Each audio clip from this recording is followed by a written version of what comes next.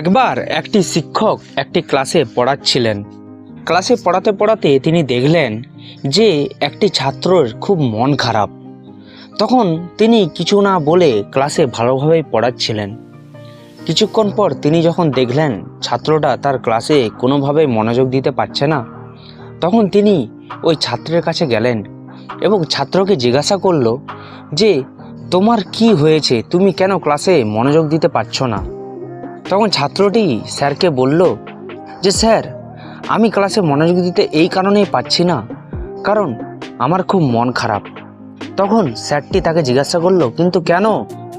তখন ছাত্রটি স্যারকে বলল যে আমি এই জন্যই মনোযোগ দিতে পারছি না, কারণ আমি আমার অতীতের কিছু কথা বা ঘটনা এখনো ভুলতে পারছি না। তখন স্যারটি ছাত্রকে বলল ঠিক আছে।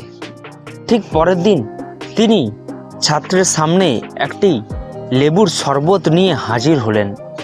ছাত্র সেটি দেখে খুব অবাক হলো এবং স্যারকে বলল যে স্যার, আমি এটা নিয়ে কি করব? তখন স্যারটি ছাত্রকে বলল যে তুমি এটা খাও এবং বলো এটা তোমার কেমন লেগেছে। তখন ছাত্রটি ওই লেবুর শরবতটি খেয়ে বলল যে স্যার, সবই ঠিক আছে, কিন্তু শরবতটিতে চিনির পরিমাণ কম আছে। তখন স্যার ছাত্রটিকে বলল ঠিক আছে, তাহলে আমি এই শরবতটিকে ফিকে দিচ্ছি। তখন ওই ছাত্রটি স্যারকে বলল যে না স্যার, এটাকে ফেলার কোনো দরকার নেই, বরং এতে যদি আমি একটু চিনি মিশিয়ে দিই তাহলে শরবতটি খেতে খুব ভালো লাগবে। তখন ওই স্যারটি ছাত্রকে বলল যে কেন? তখন ছাত্রটি স্যারকে বলল যে স্যার, চিনি মেশালেই শরবতটি খুব ভালো লাগবে খেতে।